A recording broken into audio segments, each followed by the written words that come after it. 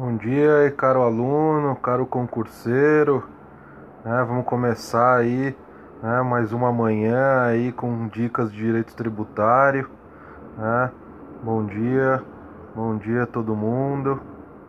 Vamos seguir aí com dicas de direito tributário, né? Bom dia aí todo mundo.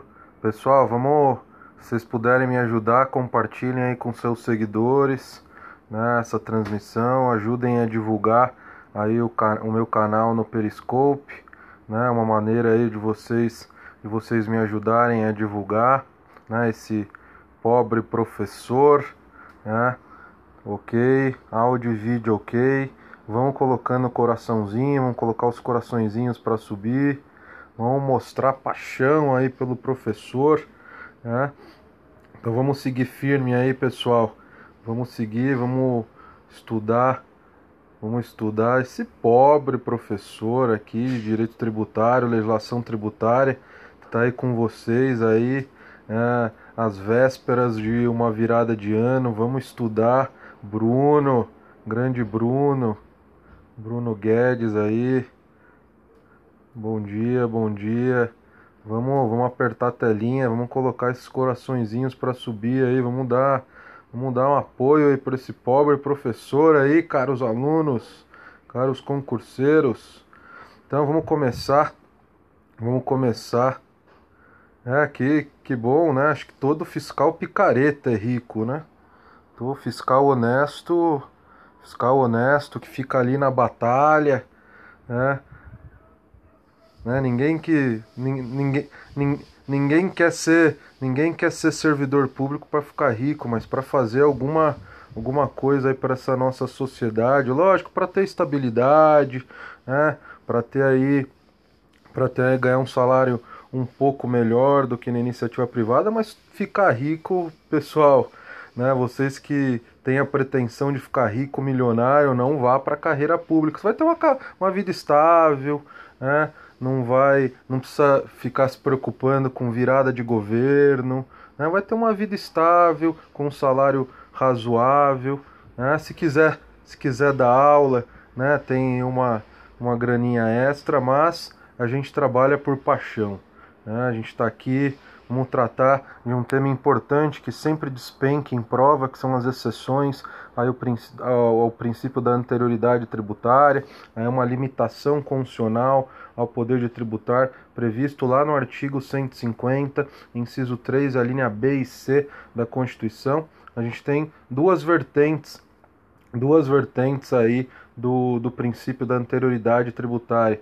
A anterioridade anual, aquela anterioridade em que do exercício financeiro seguinte, e a anterioridade nonagesimal.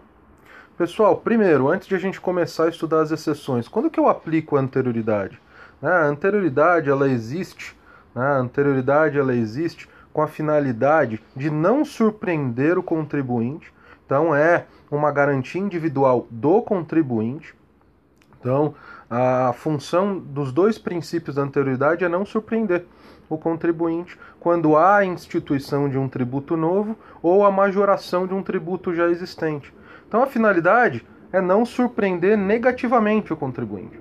Então, eu somente aplico a anterioridade quando há uma majoração ou uma instituição de um tributo, né, de um tributo novo, majoração de um já existente e a instituição de um tributo novo. Quando há uma redução da carga tributária, há uma surpresa boa, né? O contribuinte é surpreendido positivamente. Então eu não preciso aplicar a anterioridade, porque a função da anterioridade é como uma proteção aí para o contribuinte em face da sanha arrecadatória do poder público.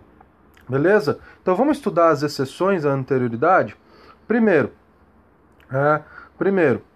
a gente vai estudar aquele grupo de tributos que é a exceção às duas anterioridades.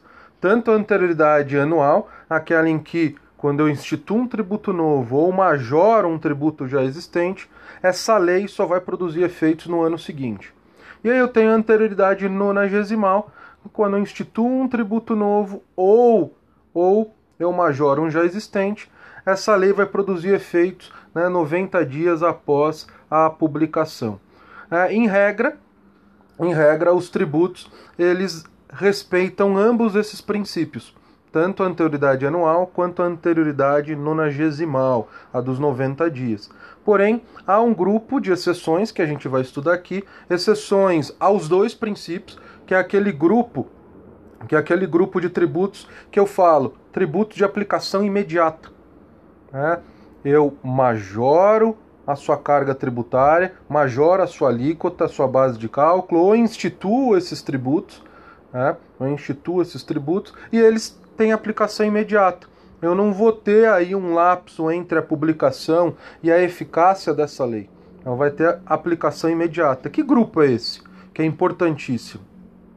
Primeiro, os impostos extrafiscais, exceto o IPI. O IPI ele não é exceção aos dois princípios. A gente vai ver que o IPI é somente exceção à anterioridade, o Wiener 83 já colocou aí imposto de importação, imposto de exportação e IOF. O IPI ele não é exceção aos dois princípios da anterioridade. O IPI a gente vai ver que ele é somente exceção à anterioridade anual, mas ele precisa respeitar aí a anterioridade nonagesimal. Então imposto de importação, imposto de exportação, IOF, imposto sobre operações financeiras, que são aqueles impostos extrafiscais, que podem ter as suas alíquotas alteradas, lembra? Eu fiz um periscope há um tempo atrás sobre exceções. O Bruno já colocou uma bela observação. Por que o IPI ele não é de aplicação imediata? Porque o IPI, apesar de ele ter uma faceta muito forte extrafiscal, ter uma finalidade de intervenção na economia, ele é um dos impostos que mais arrecadam na União. Então ele tem uma faceta arrecadatória muito forte. Não é que ele deixou de ser extrafiscal. A questão é que há um balanço aí. Ele não é principalmente extrafiscal. Lógico que ele tem as suas finalidades extrafiscais de intervenção na economia, mas ele arrecada muito. Ele é um imposto que tem um peso arrecadatório para as indústrias muito grande, diferentemente do imposto de importação, exportação e o IOF, que tem uma carga tributária muito menor do que o IPI. Então vamos lá. Então a gente tem o imposto de importação e IOF, que são aqueles impostos que também eu posso alterar as alíquotas por ato infralegal. O Poder Executivo alterar as suas alíquotas por ato infralegal. Então eu posso alterar as alíquotas desses impostos, desse trio aí, desse trio, por um ato infralegal, e o aumento dessas alíquotas tem aplicação imediata. Então lá o Poder Executivo da União majora a alíquota do imposto de importação para um determinado produto, sei lá, produto de informática. Esse decreto majorando a alíquota do imposto de importação tem aplicação imediata. Imposto extraordinário de guerra. Pessoal, eu diria que é extrafiscal, Gilmaio. Eu diria que ele não deixou de ser extrafiscal, não.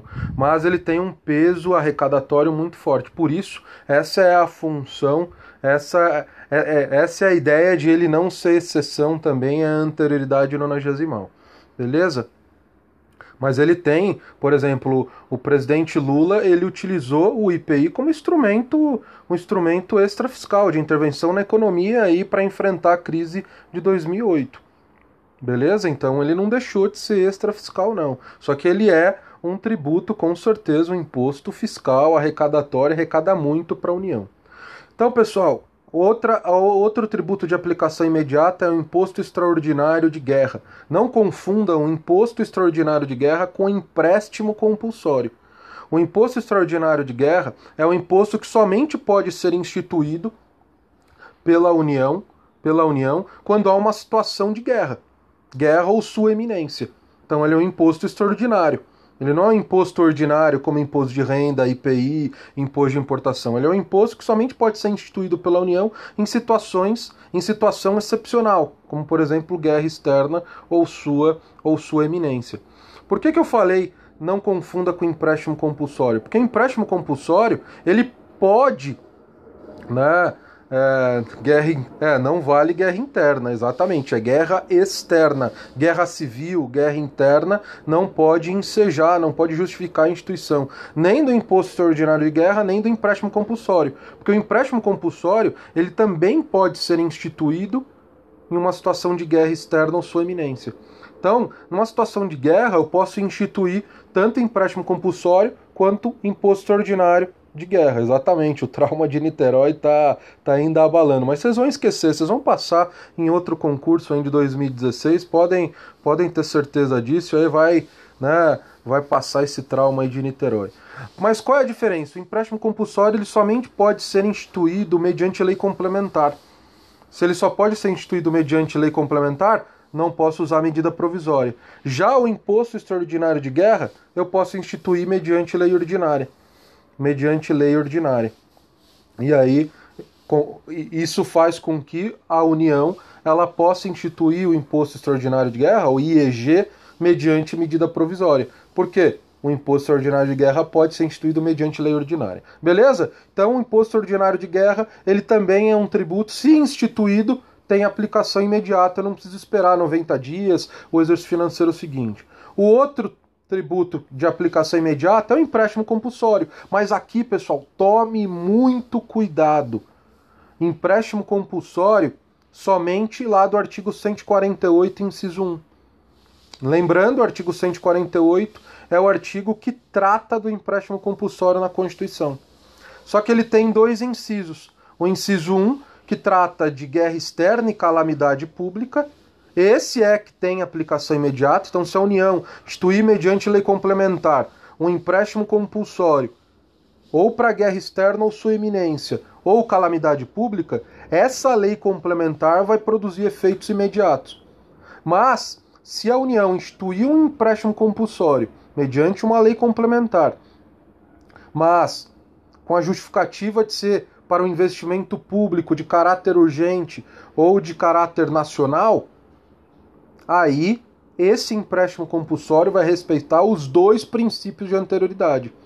Ele não vai ter aplicação imediata. Vai ter que respeitar a anterioridade do exercício financeiro seguinte e a anterioridade nonagesimal. Beleza, pessoal? Então esse é o grupo, né, dos tributos de aplicação imediata. Imposto de importação, exportação, IOF, imposto ordinário de guerra e o empréstimo compulsório para calamidade pública e guerra externa. É só para esse aí. Artigo 148, inciso 1. Agora a gente vai estudar as exceções somente do princípio da anterioridade nonagesimal. Quais são os tributos que são exceções ao princípio da anterioridade nonagesimal, que é o dos 90 dias. Aí eu tenho na Constituição, né, aonde estão essas exceções previstas? Lá no artigo 150, artigo 150, parágrafo 1º. Ok? O IPI ele não é exceção à anterioridade nonagesimal. A gente vai estudar os tributos que são exceções à anterioridade nonagesimal. Só a anterioridade nonagesimal, tá, Winner? Porque a gente já estudou os tributos de aplicação imediata. Né? Os tributos de aplicação imediata, eles são exceções aos dois princípios. Só que agora a gente vai estudar os tributos que são exceções, né, somente a anterioridade nonagesimal. Logicamente que os tributos de aplicação imediata também são exceções à anterioridade nonagesimal. Mas agora a gente vai estudar os tributos que são só exceções à anterioridade nonagesimal, que é o imposto de renda e o IPTU e o IPVA, preste atenção, somente quanto à fixação da base de cálculo. Somente quanto à fixação da base de cálculo. Então, uma lei que majora a alíquota do imposto de renda, né? Uma lei que majora a alíquota do imposto de renda, publicada dia 31 de dezembro de 2015, por exemplo. ela vai poder produzir efeitos já no dia 1º de janeiro de 2016? Vai. Por quê? Porque o imposto de renda é somente exceção. Pessoal, vamos clicar aí na tela porque é uma maneira de acompanhar, para gerar os coraçãozinhos, maneira de acompanhar aí se vocês estão com uma conexão legal, beleza? Então, uma lei majoradora de uma alíquota de imposto de renda publicada no final, dia 31 de dezembro de 2015, ela vai poder produzir efeitos no dia 1º de janeiro de 2016. Por quê? Porque o imposto de renda somente precisa respeitar a anterioridade do exercício financeiro seguinte. Não precisa respeitar os 90 dias. Então não precisa esperar 90 dias para essa lei majoradora de alíquota do imposto de renda produzir seus efeitos, ok? A mesma para uma lei que majora a base de cálculo do IPVA, mas é somente majoração de base de que majora o valor venal dos imóveis, né, alterando lá os parâmetros de valor venal, né, valor unitário de terreno, valor unitário de construção. Quando há majoração desses parâmetros, afetando consequentemente o valor venal do imóvel, essa lei não precisa esperar 90 dias. Ela já pode produzir efeitos já no dia 1º de janeiro do exercício financeiro seguinte. Mas é somente quando há majoração da base de cálculo. Se houver majoração da alíquota do IPTU e do IPVA, essa lei precisa respeitar as duas anterioridades. Então, uma lei publicada em novembro, 1º de novembro, que majora a alíquota do IPTU. Essa lei vai precisar respeitar os 90 dias e o exercício financeiro seguinte. Então, o exercício financeiro seguinte é 1º de janeiro. Mas os 90 dias, vou contar 1º de dezembro, 1º de janeiro, 1º de fevereiro aproximadamente. Então essa lei ela vai produzir efeitos no dia 1º, né, no dia 1º de fevereiro de 2016, contando aí aproximadamente 90 dias, ok? Por quê? Porque a majoração de alíquota respeita, do IPTU e do IPVA, respeita os dois princípios de anterioridade. O que é exceção à anterioridade nonagesimal é a majoração da base de cálculo do IPTU e do IPVA. Beleza? Agora a gente vai estudar as exceções à anterioridade do exercício financeiro. Só as exceções do princípio da anterioridade do exercício financeiro seguinte, anterioridade anual. Ok? Logicamente que os tributos de aplicação imediata também são exceções à anterioridade. Bom dia aí, Lindon. Estamos discutindo aí exceções ao princípio da anterioridade. Então vamos lá. Exceções somente à anterioridade anual, a do exercício financeiro seguinte. Primeiro, contribuições sociais para a Seguridade Social. Por quê?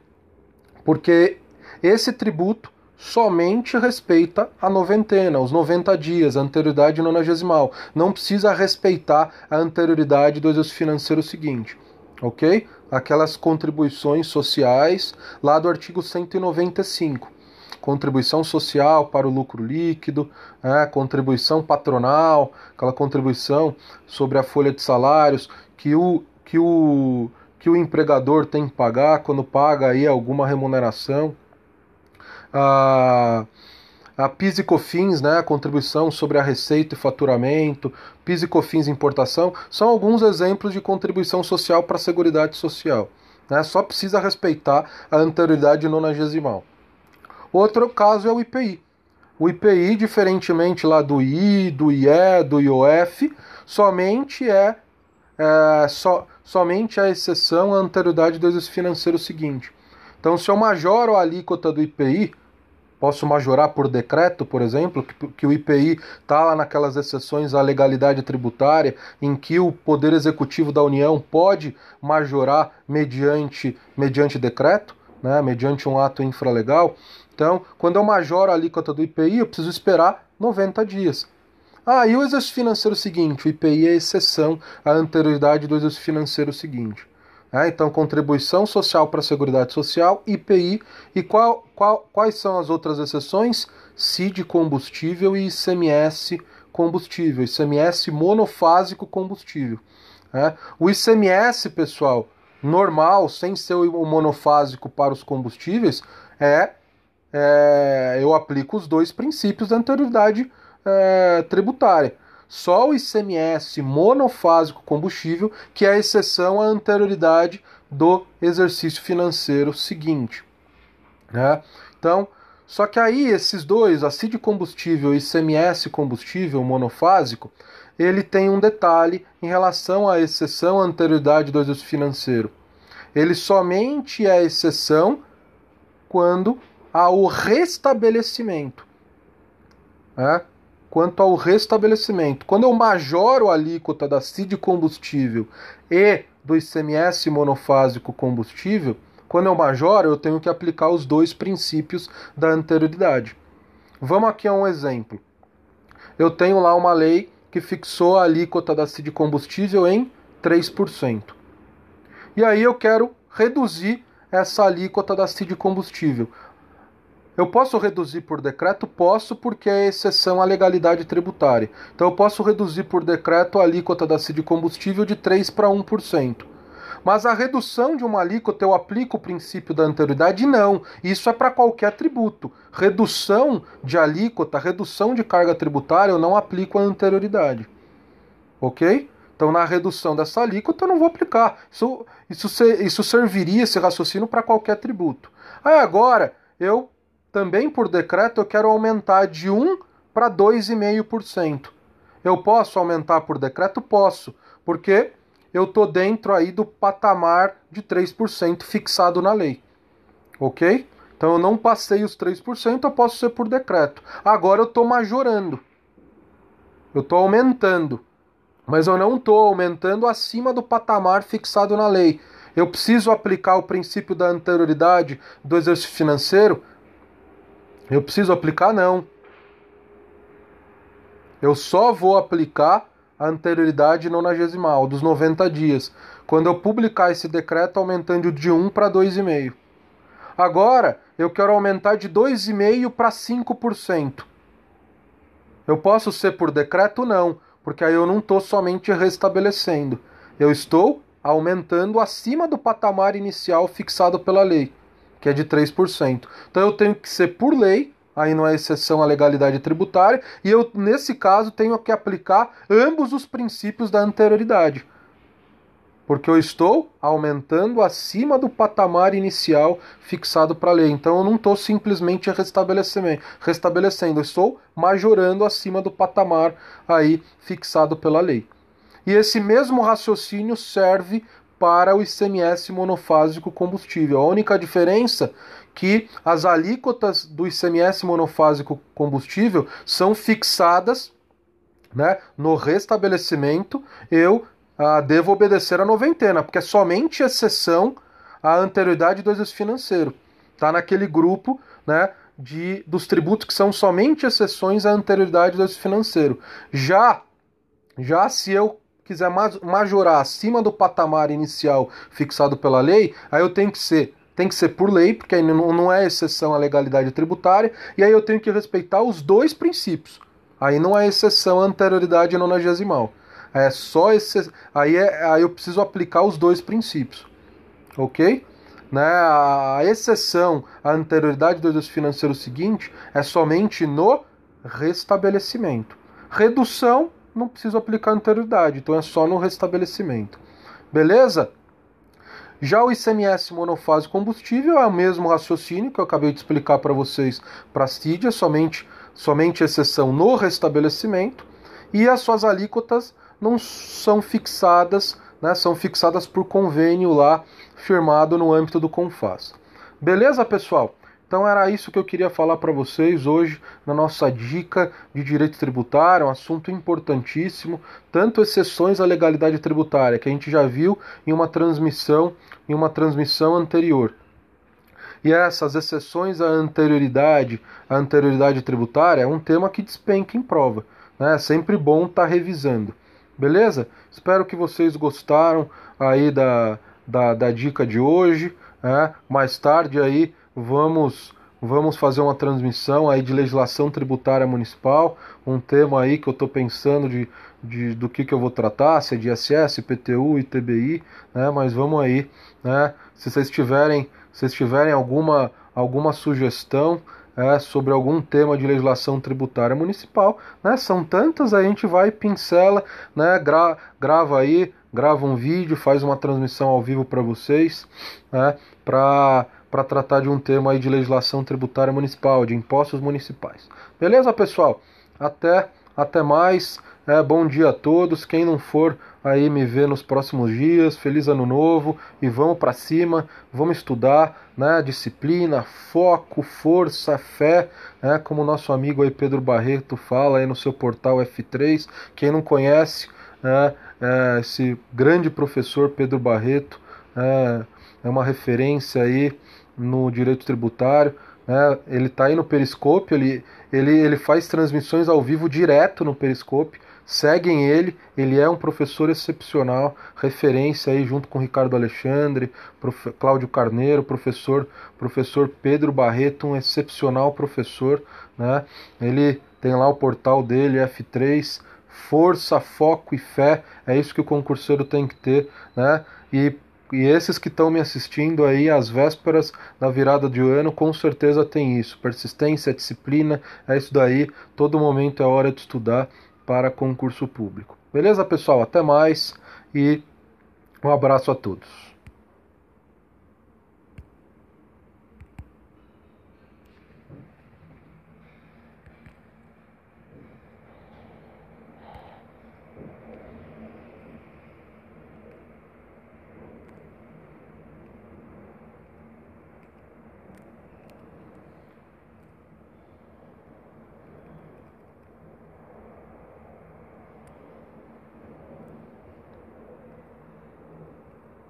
Tá difícil de parar aqui hoje a transmissão.